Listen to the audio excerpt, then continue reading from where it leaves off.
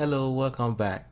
So in this lesson we are going to be talking about sketch modification, and this lecture in particular will actually be covering adding sketch fillets and chamfer.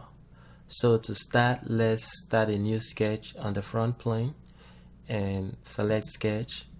Now let's draw a rectangle on the origin point. So I'm using the center rectangle on the origin point, and click on the origin point and drag it out.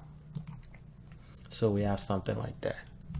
So following with the last lecture we did, let's add dimensions to it to fully define our sketch. So we add a dimension here, let's make that 6, and add another dimension, let's make it 6. So we have our sketch and it's fully defined. So you have your sketch fillet and chamfer here. So when you pull the drop down, you have sketch fillet and sketch chamfer. Let's do the fillet first, and in this fillet let's make it 0.5. So that is pretty much, you input your fillet size, which is 0.5, and now to add the fillet you can you know what, let's make it 1, so it's big enough so we can see it. So what you would do is, you can, to add a fillet between these two lines, you can click on this line and you click on this line and you press OK, and your fillet has been added for the 1. And another way you can add a fillet between two lines is you can select the point that is connecting both lines, and it's gonna add the fillet, and click OK. And that is how you add a fillet to a sketch.